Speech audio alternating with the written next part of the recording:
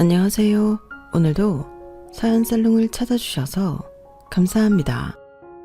얼마 전 재혼까지 실패하고 다시 아이 하나 키우고 있는 돌싱녀로 돌아온 사람이에요. 재혼은 혼인신고도 안 하고 인연을 끊었기에 그나마 다행인 건지 아닌지 모르겠네요. 날이 추워지니 마음도 더 싸늘해집니다. 그렇다고 옆구리가 시리거나 외롭다거나 한 건 아니에요. 사람에 대한 신뢰가 많이 떨어졌을 뿐이죠. 새로운 사람 만나기가 무섭기까지 하다니까요. 그냥 지금까지의 지인들만 평생 알고 지냈으면 좋겠다는 생각이 드는 요즘입니다. 세상엔 참으로 별난 사람들이 많은 것 같아요. 제 자신을 꽤나 상식적이라 생각했는데 제 상식을 완전히 뛰어넘는 사람들이 많더군요. 그야말로 선 넘는 사람들, 예의를 밥 말아먹은 사람들이 그렇게도 많더라고요. 이번에 재혼했던 남자는 우리 아이도 아빠라고 서슴없이 부르며 잘 따랐기에 정말 좋은 가정 꾸려보고 싶었는데 비상식적인 신우 시모가 미친 짓을 벌이는 바람에 학을 떼고 갈라서 버렸네요. 그것도 신혼여행에서 온 바로 다음날 말이죠. 제가 그토록 두 번째 결혼 생활을 잘 꾸려가고 싶었던 이유는 첫 번째 결혼은 아이를 갖고 만삭일 때 사별했기 때문이에요. 무려 출산을 2주 앞둔 9개월 때 남편의 사고 소식을 듣고 말았죠. 그땐 정말 하늘이 무너지는 줄 알았어요. 세상에서 내가 가장 불행한 사람이라고 느껴졌죠. 남편 없이 우리 아들을 출산하고 얼마나 많이 울었는지 몰라요. 그 후로 저 혼자 아이 키우며 참 힘든 날도 많았어요. 그럴 때마다 사연살롱의 사연들을 함께하며 나보다 더 삶이 힘들고 기구한 사연을 가진 사람들이 많구나.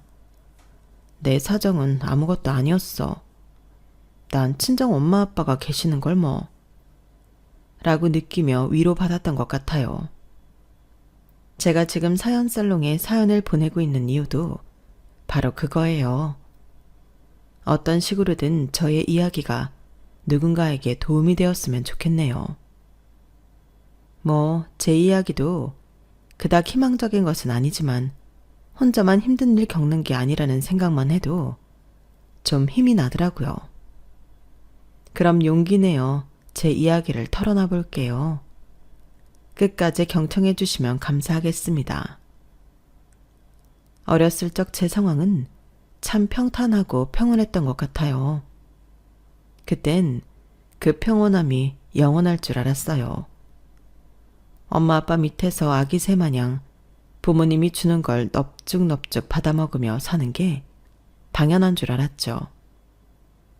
제 인생의 평화는 미성년자 시절이 끝인 줄은 꿈에도 몰랐어요.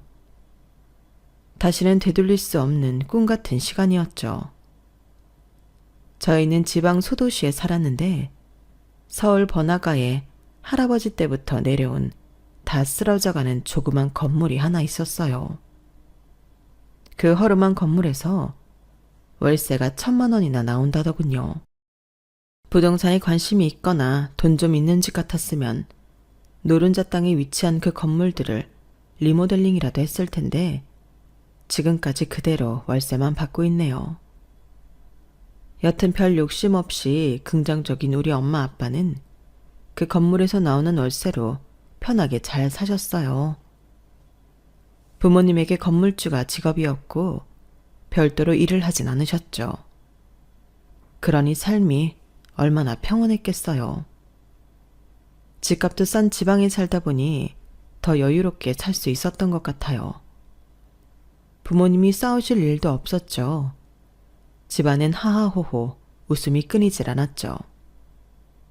저와 제 남동생까지 네 식구가 늘 즐겁게 살았어요. 엄마는 요리사 뺨치게 요리를 정말 잘하셨어요. 그런 엄마를 닮아 옆에서 사부작사부작 요리 흉내를 내다 보니 저도 영양사를 꿈꾸게 되었죠. 공부를 엄청 잘하진 않았지만 그래도 인서울 식품영양학과에 진학하게 되어 서울로 올라왔어요. 4학년까지 무난히 다니며 여자 동기들과 졸업여행을 떠나게 되었어요. 산과 계곡이 있는 경치 좋은 곳으로 말이죠.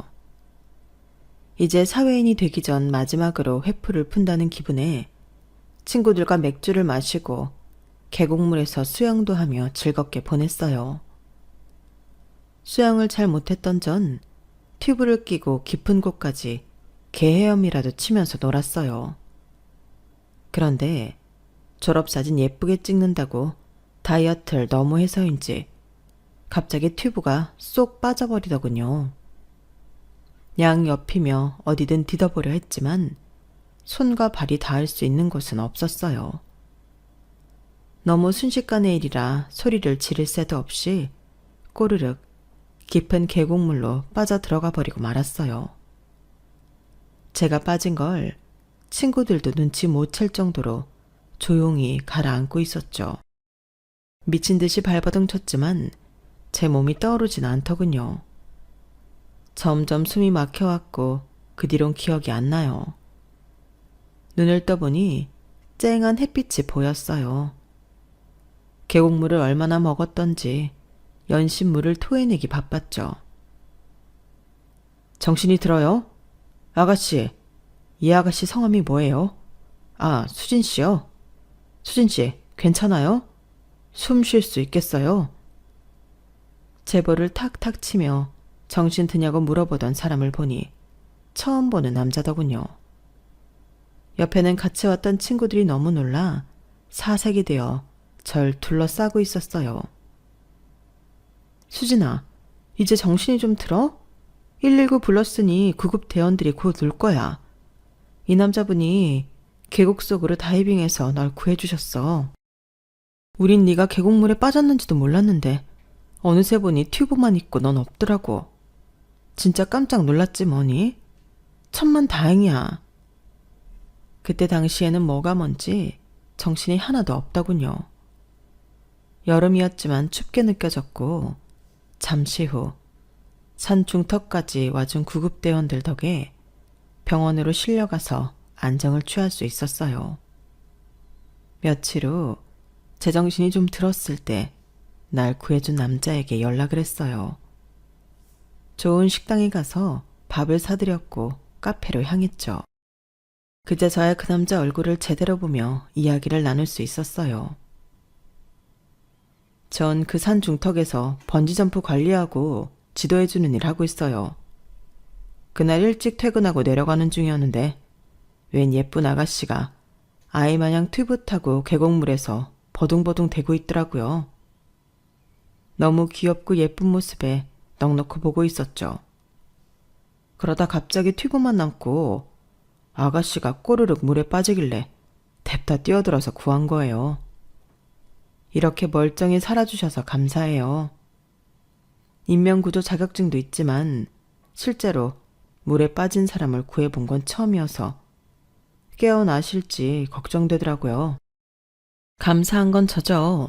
제 이름은 백수진이에요. 성함이 강정철님이시라고요. 정철씨, 정말 고마워요. 정철씨 아니었으면 지금 이렇게 카페에서 커피 한 잔도 못 마시고 저승 갈 뻔했네요. 제가 사례라도 하고 싶은데 약소하지만 봉투 좀 받아주시겠어요? 제 감사의 마음이에요. 전 100만 원이 든 봉투를 내밀었어요. 생명의 은인이니 이렇게라도 보답해야 한다고 생각했죠. 그는 봉투를 한사코 거절했어요. 정이 저한테 살해하고 싶으시면 앞으로 수진 씨를 만나볼 기회를 좀 주시겠어요? 계곡에서 물놀이하는 모습을 처음 보고 하늘에서 내려온 선녀인 줄 알았네요. 그의 제안에 전 좀 난감했어요. 남자 대 여자로 만난 게 아니라 단지 생명을 구해준 게 감사해서 살해하기 위해 만난 건데 그는 처음부터 절 여자로 보는 듯 했죠.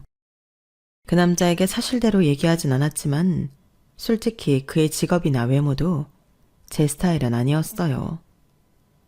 야외에서 일하기에 하얀 눈동자와 이빨만 보일 정도로 까무잡잡한 그의 피부와 작은 키 때문이라도 남자로서 마음에 들진 않았어요. 그날은 대충 얼버무리며 헤어졌지만 그날 이후로 강정철 이 남자는 계속 연락을 해오더군요. 말은 또 어찌나 잘하던지 전화기 너머로 듣는 그의 꿀보이스에 점점 빠져들었어요. 저도 모르는 사이에 말이죠. 저도 참 나빴던 게 싫으면 싫다, 좋으면 좋다 라고 분명하게 말을 했어야 하는데 취업이다 뭐다 바쁘다는 핑계로 그와 가끔 연락하고 만나는 사이로 1년을 보냈네요. 그렇게 1년 후 제 마음이 반 이상 그에게 넘어갔을 때쯤 그 사람이 제게 지난 1년간 쓴 일기장을 건네주더군요. 그 속엔 절 처음 본 순간부터 시작되어 온통 제 얘기로 가득했어요. 그 남자 앞에서 일기장을 천천히 읽으며 눈물이 주르르 나더군요. 지난 1년간 내 생각하며 이걸 다 쓴 거예요? 세상에. 누군가 날 위해 이렇게 정성을 들여준 건 부모님 말고는 처음인 것 같아요. 정철 씨, 정말 미안해요. 취업하고 일하느라 바쁘다는 말도 안 되는 핑계로 괜히 정철 씨 마음을 온전히 받아주지 못했네요. 나도 정철 씨 많이 좋아하고 있어요. 아니, 이미 사랑하고 있었는지도 모르겠어요. 드디어 나한테 마음을 열어준 거예요? 정말 고마워요, 수진 씨. 그럼 나 수진 씨 손잡고 온 동네방네 여자친구라고 소개시키고 다닐 수 있는 거죠? 야호! 그렇게 연인이 된 우리 커플이 가장 많이 한 이야기는 서로에게 고맙다는 말이었어요. 왜 진작 이 남자를 안 받아줬지 할 정도로 예의 있고 멋진 남자였죠. 대학 다니며 겉모습만 화려한 양아치 같은 남자도 두어 명 만나봤는데 진짜 마음이 진국인 사람을 만나니 제 심신이 다 평화로워지더군요. 콩깍지가 씌이고 나니 까무잡잡한 피부도 남자다워 보이고 작은 키도 다부지게 느껴졌죠. 정말 믿음직스러웠어요. 남친은 조실부모하고 눈칫밥 먹으며 친척집을 전전하다가 학교도 제대로 마치지 못하고 생활전선에 뛰어들었다고 했어요. 언젠가 여유가 생기면 다 하지 못한 공부를 해보고 싶다고 하더군요. 다소 여유로운 환경에서도 공부하기 싫어서 뺀질거렸던 저의 어린 시절이 생각나면서 괜시리 미안해지기도 했어요. 남자친구와 연애한 지 2년쯤 되자 정식으로 프로포즈 하더군요. 본인 어머니의 유품인 실가락지를 끼워주면서 말이죠. 저만 생각할 것 같으면 그날부로 당장 혼인신고하고 살림 합쳐 살고 싶었지만 지방에서 남자친구 있다는 사실조차 모르시는 부모님 생각을 하니 좀 아득했어요. 은근 보수적인 부모님께서 허락 안 하실 게 불보듯 뻔했거든요. 부모님께 전화로 말씀드리자 노발대발 하시더군요. 단 2시간 만에 저 혼자 살고 있던 서울 오피스텔로 찾아오셨죠. 야, 수진아. 내가 널 어떻게 키웠는데 그딴 남자한테 시집가겠다는 거냐? 그와 나 다름없고. 뭐? 번지점프? 너 진짜 엄마 번지점프하다 죽는 꼴 보고 싶어서 그러냐? 고등학교도 제대로 안 나왔다고. 아휴, 여보. 나 뒷골 땡기네. 나 좀 잡아줘요. 수진 엄마, 진정 좀 해요. 이러다 당신 진짜 쓰러지겠어. 한 차례 푸닥거리를 하고 부모님께선 집으로 내려가셨죠. 저는 남친에게 둘러서 잘 말했어요. 그리고는 머리를 맞대고 방법을 찾아보았어요. 남친은 바로 검정고시에 돌입해 통과하여 고등과정을 마쳤고 제약회사 영업팀으로 취직을 하였어요. 다 우리 엄마 아빠한테 결혼을 허락받기 위해서였죠. 하지만 부모님께선 여전히 강경하셨어요. 또 그 강정철인가 깨강정인가 하는 놈이냐? 안 돼. 아무리 검정고시로 박사학위까지 딴다 한들 싫다고. 싫어. 서울 4년제 나온 네가 왜 그런 남자랑 결혼해야 하는데? 우리 집이 그래도 나름 건물주고 돈도 있는 집인데 적어도 비슷한 수준의 사람은 만나야지. 안 그래? 아무리 그래도 남친과 헤어질 수는 없었어요. 우린 다시 만나서 마지막 방법을 쓰기로 했어요. 참 불효자식이 따로 없지만 그 방법밖에는 없었죠. 몇 달 뒤 우리가 계획한 대로 제 뱃속엔 아기가 생겼어요. 부모님의 반대를 무마하기 위해 혼전 임신을 한 거죠. 참으로 철없는 결정이었죠. 뭐라고? 임신했다고? 아휴, 여보. 우리 착했던 수진이는 어디 가고 이렇게 고집센 여자만 남았는지. 서울로 홀로 대학 보내는 게 아니었는데 이젠 임신까지 했으니 두 손 두 발 다 들 수밖에 없네요. 아, 내 팔자야. 엄마, 아빠, 죄송해요. 아기 아빠 정말 바르고 착한 사람이에요. 한번 만나기라도 해주세요. 만나면 아마 푹 빠지실 거예요. 빠지긴 뭐, 똥숟가내라도 빠지냐? 아, 이왕 이렇게 된 거 얼른 날짜 잡고 결혼식 올리자꾸나. 더 배부르기 전에 말이야. 드디어 저희 친정 부모님이 남친을 만나주셨고 결혼을 허락하셨어요. 남친을 직접 만나고 엄마 아빠 두 분 다 남친의 예의 바르고 진중한 모습에 안심하신 것 같다군요. 그토록 반대했던 엄마가 남친의 손을 붙잡고 말씀하셨어요. 어차피 결혼할 거니 강서방이라고 부르겠네. 그동안 반대한 거 정말 미안하네. 이렇게 괜찮은 사람이었다면 진짜 결혼을 허락할걸.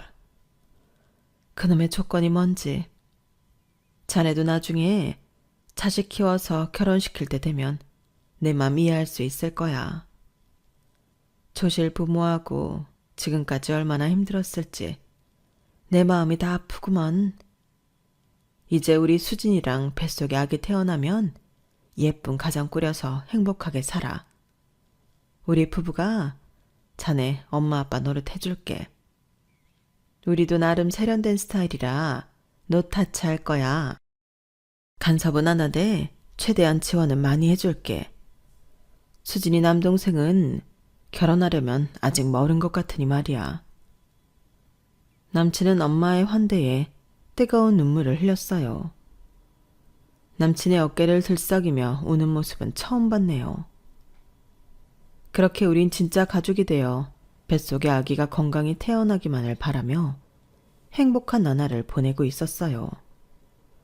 모르는 사람이 보면 쌍둥이 가진 거 아니냐고 할 정도로 배가 많이 나오더군요.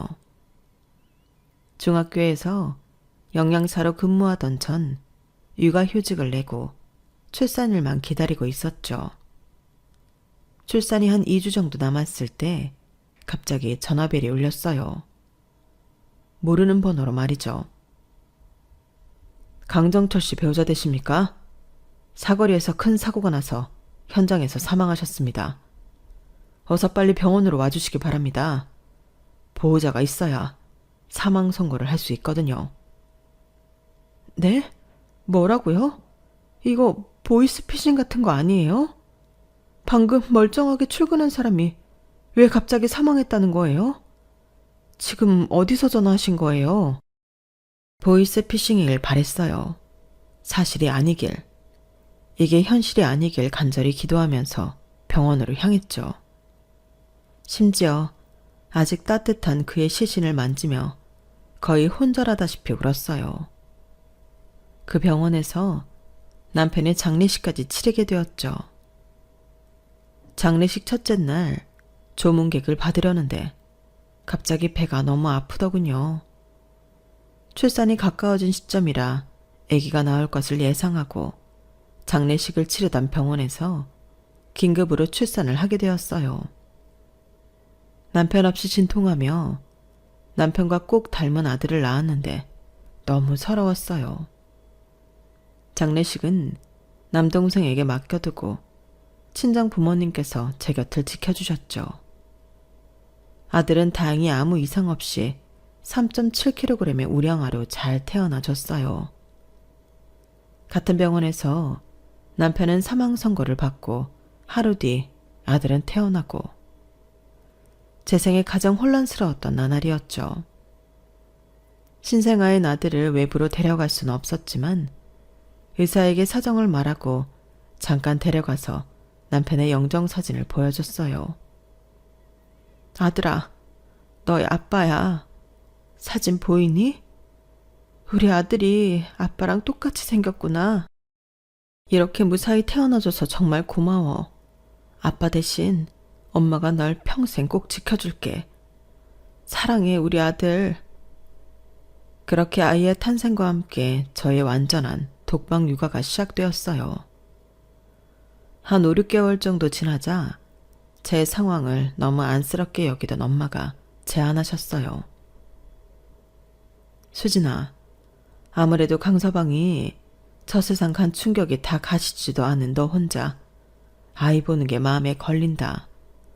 엄마가 서울 올라가서 봐줄 테니 너 다시 영양사 일하는 게 어떻겠니? 아이 보면서 제대로 잠도 못 자고 집에만 있으면 아마 스트레스 쌓여서 미쳐버릴지도 몰라. 차라리 직장 다니는 게 100배 나을 거야. 정말 그랬어요. 역시 아이 키워본 엄마가 제 상황을 잘 아시더군요. 잠도 못 자고 집에서 아이만 키우니 우울증에 빠져 눈물만 나기 일쑤였죠. 엄마의 육아 도움으로 다시금 직장 생활을 했어요. 차라리 밖에서 정신없이 일하니까 남편 잃은 슬픔도 좀 가시는 듯 했죠. 그런데 갑자기 지방에서 혼자 계시던 아빠가 대장암 초기라는 비보를 듣게 되었어요. 생고기도 씹어 먹을 듯이 건강하던 아빠가 암이라니. 고기를 워낙 좋아하셔서 그런 몹쓸병에 걸린 건지 여튼 너무 걱정이 되더군요. 엄마도 충격을 받으시곤 아빠 곁으로 내려갈 수밖에 없었어요. 이미 직장 생활은 다시 시작했으니 관둘 순 없고 베이비시터를 고용했죠. 우리 아들 수찬이는 우유 알레르기가 있었기에 시터에게 우유 들어간 음식은 절대 먹이면 안 된다고 신신당부했어요. 그런데 퇴근하고 보니 수찬이가 알레르기 증상이 일어나고 있더라고요. 시터에게 물어봤죠. 이모님, 혹시 우유 먹이셨나요? 아기 피부가 딱 알레르기 반응이어서요. 아니요. 우유 말고 요크루트랑 치즈만 조금 먹였어요. 아까 놀이터에서 수찬이 친구 엄마가 나눠주길래요. 네? 요크루트랑 치즈가 우유로 만든 거잖아요. 그걸 먹이시면 어떡해요? 아, 참. 아니, 우유 알레르기 있다고 했지. 치즈랑 요크루트도 알레르기 있다고는 안 했잖아요. 진작 말해주든가. 애가 약한 걸 왜 남 탓하고 지랄이야. 저 여기 그만둘래요. 허.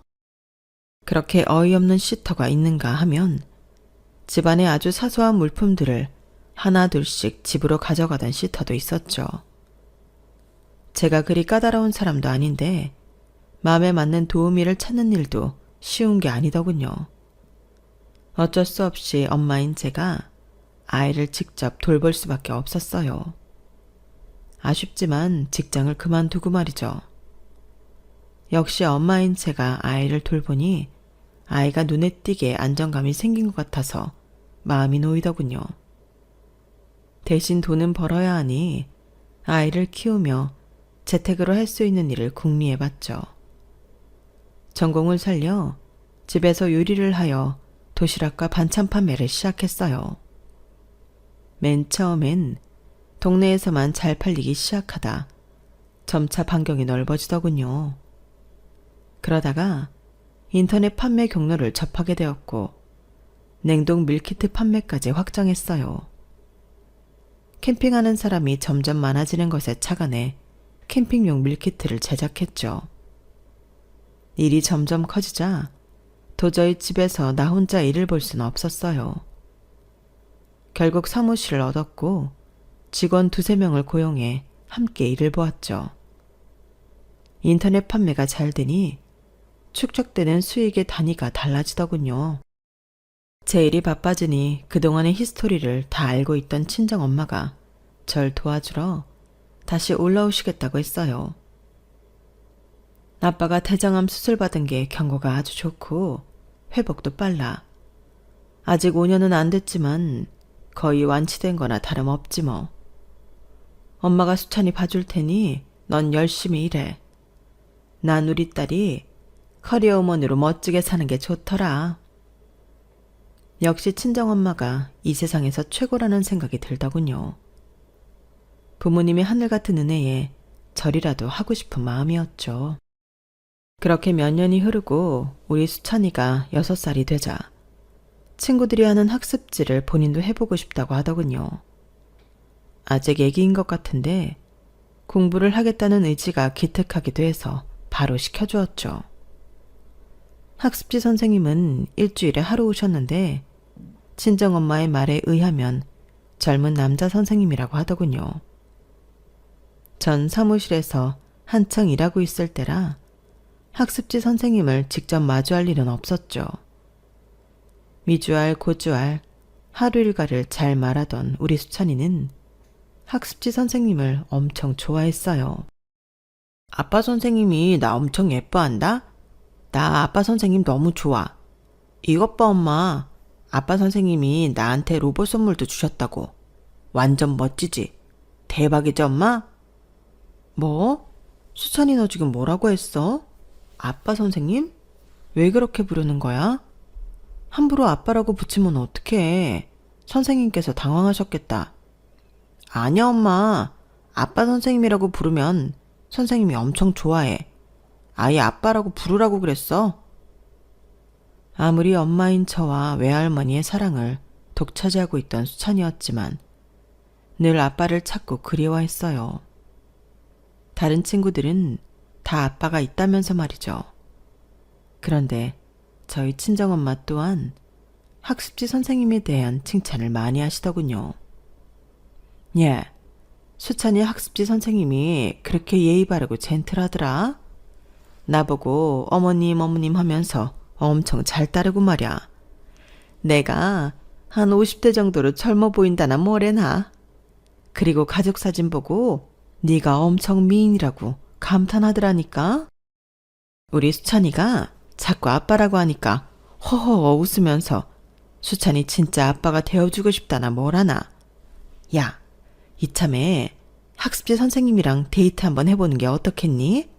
내가 은근슬쩍 물어봤더니 여자친구도 없다더라. 수찬이 엄마에 대해서 이것저것 물어보는 게 너한테 관심이 많은 것 같더라니까. 우리 수찬이도 예뻐하고 말이야. 에이 엄마, 무슨 소리예요. 나보고 재혼하라고? 아, 됐어요. 애 딸린 아줌마를 누가 좋다고 하겠어요. 학습지 선생님도 그냥 하시는 말씀이겠죠. 이렇게 웃어 넘겼지만 일만 하면서 외로웠던 터라 학습지 선생님이라는 그 남자가 조금 신경 쓰이긴 했어요. 몇 주 짬이 생겨 우리 수찬이가 수업을 하는 평일 오후에 집에 있어 봤어요. 우리 수찬이와 친정엄마가 입에 침이 마르게 칭찬했던 분위기에 실제로 한번 보고 싶었거든요. 학습지 선생님도 절 보고 흠칫 놀라워하면서도 반가워하더군요. 아, 수찬이 어머님. 사진에서보다 실물이 훨씬 미인이시네요. 이렇게 만나 뵙게 되어 영광입니다. 영광이랑 단어까지 써가며 절 보고 웃는 학습지 선생님의 잘생긴 얼굴을 보니 마음이 훅 하더라고요. 그때 친정엄마가 나서서 분위기를 몰아갔어요. 자, 수찬이 수업도 끝났고 이 뒤에 시간 여유가 좀 있으시다고 하니 얼른 2사람이 집 앞 카페라도 가서 이야기 좀 나눠요. 괜찮죠 선생님? 자자, 수찬이는 내가 보고 있을 테니 얼른들 나가요. 그렇게 등 떠밀리는 척하며 같이 카페에 가게 되었어요. 아이 선생님과 이런 자리를 갖는 게 전 좀 어색했지만 학습지 선생님이 매우 적극적으로 나오더군요. 수찬이 할머님께 너무 감사하네요. 제가 평소에 사진으로만 보고 너무 마음에 들어서 한번 만나게 해달라고 많이 어필했거든요. 수찬이 어머님, 예의가 아닌 줄은 알지만 제가 수진 씨라고 불러도 될까요? 아, 네, 그럼요. 근데 결혼도 안 하신 분 같은데 아이 있는 제가 부담스럽지 않으세요? 전혀요. 수찬이를 처음 봤을 때 너무 친근하게 느껴지더라고요. 그렇게 사랑스러운 아이가 아주 잘 따르고 아빠 선생님이라고 불러주니 좋던데요. 가족 사진 속 수진 씨 얼굴 보고 첫눈에 반한 것도 사실이고요. 그래서 사적으로 만나 뵙고 싶었습니다. 학습지 교사와 학부모 사이 말고요. 이런 얘기 꺼내기가 좀 부끄럽기도 하지만 지금도 제 가슴이 두근거리는 걸 보면 사실인가 보네요. 솔직하게 말하는 그의 모습이 좋아 보였어요. 다시는 남자든 재혼이든 제 인생에 없을 줄 알았는데 이민수라는 학습지 선생님이 제 인생에 훅 들어올 줄은 몰랐네요. 민수 씨와 연인관계가 되었고 우리 수찬이와 함께 셋이 놀이동산도 가고 잘 지냈어요. 아이가 서슴없이 아빠라고 하는 걸 보니 마음이 뭉클하더군요. 우리는 자연스럽게 결혼을 생각하게 되었죠. 남친에겐 시모와 새아빠 그리고 신우가 있었어요. 우리 엄마도 수진씨처럼 오래전 사별하고 홀로 나와 누나를 키웠어요. 아주 교양 넘치는 새아버지와 혼인신고만 하고 사시죠. 다들 형편이 넉넉치 않아 결혼식도 못 올리고 말이죠. 누나는 얼마 전 신내림을 받고 무당이 되기 위해 준비하고 있어요. 근데 그것도 돈이 좀 드나 보더라고요. 내 가족이지만 우리 엄마나 누나나 참 불쌍한 사람들이에요. 특히 우리 엄마가 수진 씨 상황을 잘 이해해 주실 거예요. 동병상련의 마음으로 말이죠.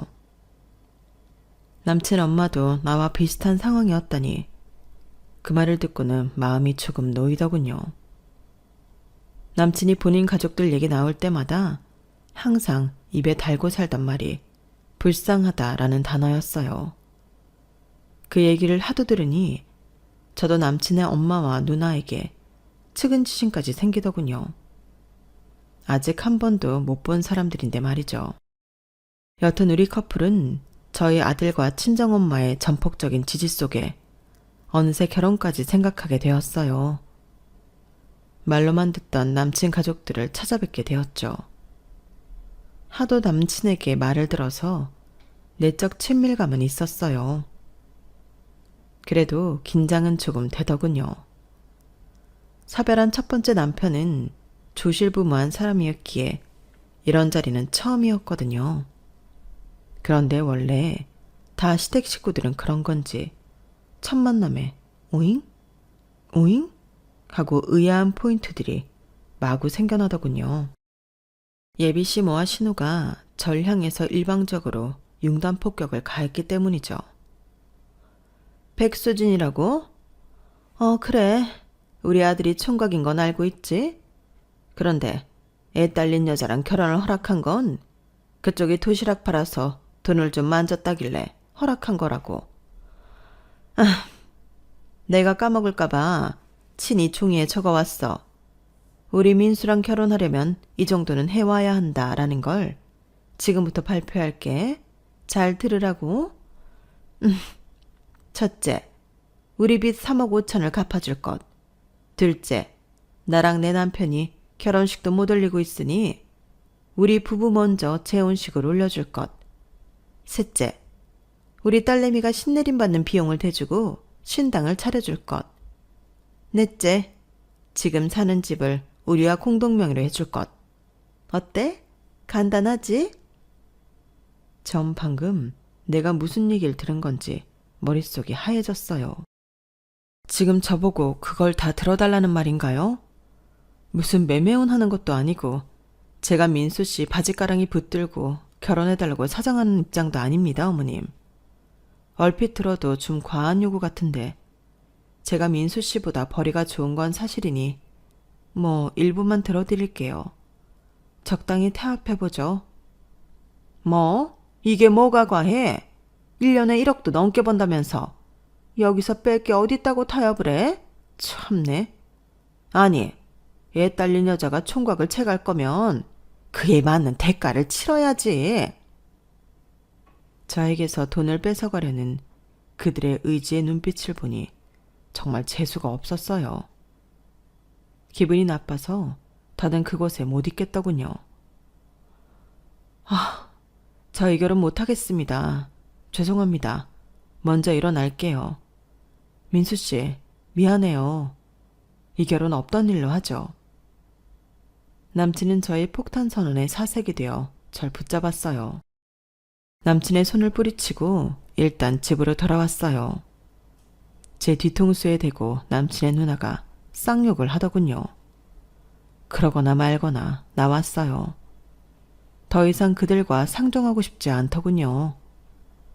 제가 사별하고 아이 있는 여자라는 이유만으로 하대하는 게 너무 기분 나빴죠.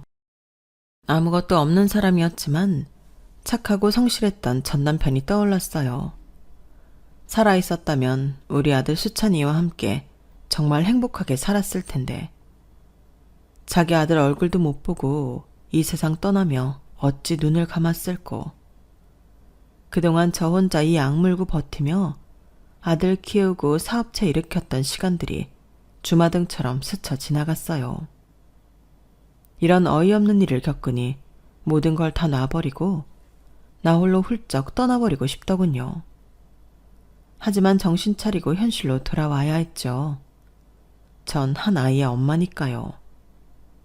저와 남친의 결혼을 잔뜩 기대하고 있던 아들과 친정 엄마에게 사실대로 말씀드렸어요. 엄마, 죄송해요. 이 결혼 못할 것 같아. 시댁 측에서 요구하는 게 너무 많네. 애 딸린 여자라는 이유로 내게서 엄청난 돈을 뜯어가려 하잖아. 자기네들 빚까지 갚아달래. 더 황당한 건 뭔 줄 알아? 이 집을 자기네들하고 공동명의로 해달라잖아. 상식 없는 사람들이에요. 적당히 타협해보려 했는데 뜯어내려는 의지가 아주 확고하더라고요. 그냥 나중에 결혼 경력 있는, 경제력 있는 남자 만나게 되면 그때 다시 결혼 생각해볼게요. 민수 씨랑은 헤어지기로 했어요. 그랬더니 한숨 쉬는 친정엄마 옆에서 눈을 반짝이며 듣고 있던 우리 수찬이가 난리를 피우더군요. 엄마, 선생님이랑 헤어졌다고요? 안 돼. 안 된다고요. 내 아빠 돌려내요. 둘이 결혼식장까지 가라고요. 내가 축가 부르기로 했잖아요. 나 아빠 선생님이랑 같이 살고 싶어요. 친정엄마도 절 설득하기 바빴어요. 수진아, 수찬이가 이렇게 좋아하는데 다시 한 번만 생각해봐. 네 말대로 적당히 타협해서 부분적으로만 들어주면 되잖니. 지금 네 사업이 워낙 잘 되고 있으니 말이다. 좋은 남편, 아이에게 좋은 아빠 얻는다 치고 눈 딱 감고 한 번만 굽히고 들어가. 그리고 결혼해서까지 계속 돈 얘기하면 그때 칼 차단하고 말이야. 남편이랑 사는 거지 시댁 식구들하고 사는 건 아니니까 말이야. 돈 좀 있는 집에 시집 와서 한 번도 시집살이를 겪어보지 않은 엄마는 정말 우유부단하게 말씀하셨어요. 저도 시집살이를 겪어본 적은 없었기에 친정 엄마의 회유에 조금 마음이 움직이기도 했죠. 무엇보다 남친인 민수 씨가 그날 보러 와서 무릎 꿇고 싹싹 빌며 사과했고 그 후로도 제 마음을 돌리기 위해 갖은 애를 쓰더군요. 친정 엄마와 수찬이와 합세해서 말이죠. 수진 씨, 자기야. 내가 엄마랑 누나랑 잘 막아줄게. 다시는 자기한테 그런 요구 안 하게 말이야. 든든한 방패막이가 되어주겠다고. 그러니 우리 결혼해서 잘 살아보자. 수찬이가 날 이미 아빠라고 부르며 잘 따르고 있잖아. 엄마 닮아서 꽤 우유부단한 성격인 저는 결혼하면 시댁과의 사이에 중간 역할을 아주 잘하겠다는 남친의 제안에 홀랑 넘어가서 다시 그와의 결혼을 추진하게 됐어요. 참 바보 같죠? 그런데 총각인 남친이 애 딸린 여자인 내가 뭐가 좋다고 저렇게 매달리나 싶어서 고맙게 느껴지기도 했거든요. 상견례도 안 하는 조건으로 결혼식을 올렸어요. 신혼집은 원래 저와 아들이 살던 집 그대로에 새 가구들로 싹 다 바꿨죠. 그래도 혼수는 해야 했으니까요. 신혼여행은 유럽으로 좀 길게 잡았어요. 무려 한 달간의 신혼여행을 계획했죠. 전 어차피 제가 운영하는 자영업이었고 절 대신해서 업무를 봐줄 직원들이 있었으니까요. 남친은 저와 결혼하면서 학습지 선생님은 관두고 저희 회사에서 같이 업무를 보기로 약속되어 있었기에 둘 다 시간적 여유가 있었죠. 우리가 신혼여행 가 있을 동안 아들인 수찬이는 외갓집에 내려가 있기로 했어요. 안 그래도 저희 친정 아버지께서 수찬이를 많이 보고 싶어 하셨었거든요. 결혼식 당일 신부 대기실에서 잔뜩 치장하고 앉아있는데 시모와 신우가 뱁새 눈을 하고는 제게 다가오더군요. 이번엔 신내림 받았다던 신우가 먼저 시동을 걸었어요. 올케, 나 신내림 받은 거 알지? 내가 신점을 좀 봤는데 말이야. 우리 할미 신께서 올케가 혼수로 한 새 가구들, 그게 우리 민수랑 올케를 다 잡아먹는데. 그러니 그냥 없애는 게 나을 것 같아. 네? 형님, 혼수를 이미 다 사다 놓은 걸 없애라니. 그게 무슨 말씀이세요? 지금 결혼식 손님 받느라 정신 없으니 제발 그런 이상한 말씀 좀 하지 마세요. 이번엔 시모가 나섰어요. 아주 시모와 신우 둘이 쿵짝이 잘 맞는 최고의 콤비더군요. 야, 신내림 받고 아주 용한 무당이 된 신우 이 말을 경청할 줄 알아. 너 결혼하는 거 보니 내가 아주 배가 아프구나. 셈이인 난 재혼 결혼식도 못 올리고 혼인신고만 하고 사는데 말야. 아, 내 팔자야. 본인 재혼 결혼식 못했다며 아들 결혼식에서 질투가 난다느니 눈물까지 보이는 시모가 어이없었어요. 정말 괴상망측한 시댁 식구들이었죠. 하지만 저도 결혼식은 처음이라 하도 정신이 없어서 다 잊어버리고 한 달간의 신혼여행길에 올라섰어요. 신혼여행을 마치고 재미있었지만 피곤한 몸을 이끌고 돌아와서 신혼집 문을 열었는데 너무 충격이었어요. 가득 채워놨던 혼수들이 싹 다 사라지고 집이 휑한 거예요. 이게 뭐야? 민수씨, 우리 혼수로 사놨던 물건들이 싹 다 사라졌어요. 도둑 맞은 것 같아요. 어떡해. 살면서 도둑을 맞아본 적이 한 번도 없었던 터라 온몸이 바들바들 떨리더군요. 일단 경찰에 신고를 했어요. 그랬더니 다음날 경찰 측에서 연락이 왔어요. 주택 앞 길가의 CCTV를 조회해봤더니 좀 이상하네요. 아무래도 오셔서 CCTV를 확인하셔야겠습니다. 전 아직도 진정이 안 되는 마음으로 남편과 경찰서로 가서 CCTV를 함께 보았어요. 거기서 도둑 맞은 걸 확인했을 때보다 더 큰 충격을 받았죠. 제가 혼수로 마련한 가구들을 낑낑대며 나르고 있던 건 바로 시모와 신우이였던 거예요. 트럭까지 불러서 열심히 나르고 있더군요. 얼핏 보기에 트럭 운전석 자리에 있던 건 시부 같았어요. 아주 시댁 식구들이 전부 합세해서 저희 집에 쳐들어와 혼수들을 다 빼간 거였어요. 그제서야 신부 대기실에서 혼수 어쩌고 저쩌고 하던 시모와 신우가 떠오르더군요. 설마 혼수품을 가져갈 줄은 꿈에도 몰랐어요. 아마 새 가구들은 모조리 다 시댁으로 향했을 테고 우리 결혼식을 질투하던 시모가 잘 쓰고 있을 것 같았죠. 안 봐도 빤했어요. 화가 머리 끝까지 난 저는 일단 남편에게 소리를 쳤어요. 이게 어떻게 된 일이야? 어머님이랑 형님이 우리 집 비밀번호는 어떻게 알고? 자기가 말했어? 남의 비밀번호는 왜 말하고 난리야? 그리고 자기네 가족들 도벽 있어? 왜 비싸게 주고 산 혼수들만 싹 다 훔쳐간 건데? 왜? 제가 난리치자 남편도 미안한 기색 없이 제게 소리쳤어요. 뭐? 도벽이 있냐고? 아무리 그래도 너무 심하게 말하는 거 아니야? 우리 식구들을 도둑 취급하다니. 우리 엄마랑 누나 불쌍한 사람들이라고. 우리 신혼여행 갔을 때 우리 집 대청소해준다고 하길래 비밀번호 알려줬다. 왜? 이제 가족인데 그 정도도 못 알려줘? 대청소를 이렇게나 깨끗하게 해줄 줄이야. 아주 세간살이를 싹 다 훔쳐가셨네. 시원하게 말이야. 그놈의 불쌍하단 말 좀 그만해. 대체 뭐가 불쌍하다는 거야? 이젠 혼수 다 뺏긴 내 자신이 불쌍하고 무섭기까지 하다. 앞으로 당신이랑 계속 살면 더 이상 무슨 일이 벌어질지 모르겠다고. 이렇게 불안한 결혼 생활 시작하고 싶지도 않아. 어차피 혼인신고도 아직 안 했으니 다시 남남으로 돌아가자고. 혼인신고도 안 한 마당에 갈라서자고 하니 남편의 눈빛이 좀 변하더군요. 자기야, 나 자기 사업체에서 일하게 해준다고 했잖아. 그래서 학습지 선생님까지 관뒀는데 이제 와서 이러면 어떡해. 자기 사업장 수익을 나눠 갖자고 했잖아. 앞으로 미래 투자 계획까지 다 세워놨는데 남남이 되자는 게 말이 돼?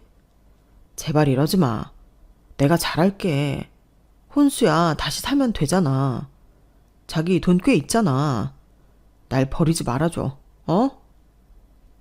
이제야 남편이 나와 결혼하겠다며 적극적으로 나선 시꺼먼 속내가 드러났어요. 제 사업이 한창 잘 나가고 있으니 저와 결혼해 수익 좀 챙기려던 거였죠.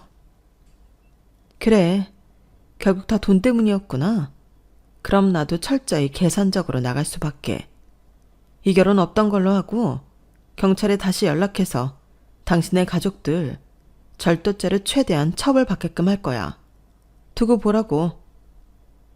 남편은 제 바지가랑이를 붙잡고 용서를 빌었지만 이미 그의 속내를 다한 만큼 정내미가 뚝뚝 떨어지더군요. 평소에 친하게 지내던 형사사건 전문 변호사에게 자문까지 구해서 시모와 신우를 절도죄로 처벌받을 수 있게 강구 중입니다. 아주 괘씸하기 짝이 없어서 말이죠. 아, 지금 생각해도 너무 열이 받네요. 세상엔 참 별일이 다 있는 것 같아요. 현명한 여러분께서는 저와 같은 일을 겪지 않길 바랄게요.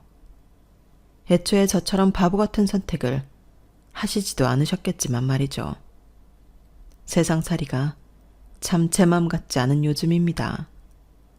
하도 마음이 답답하여 용암 무당을 찾아 굿이라도 한판 하고 싶네요. 신내림 받았다던 신우이한테 그렇게 당해놓고 또 점집을 찾다니 저도 참 한심하죠. 당분간은 연애 생각 접고 우리 수찬이 잘 키우고 사업에 힘을 쏟으며 살아야겠어요. 제 팔자에 남자는 없나 봅니다. 핑크빛 사랑 이야기는 사연살롱의 다른 사연들을 들으며 대리만족하려고요. 그럼 모든 분들은 제 대신 행복감 충만한 하루 보내시길 바랄게요. 여러분, 사연 댓글에 응원과 현명한 조언 부탁드려요. 좋아요와 구독은 저에게 큰 힘이 됩니다. 오늘도 좋은 일 가득하세요.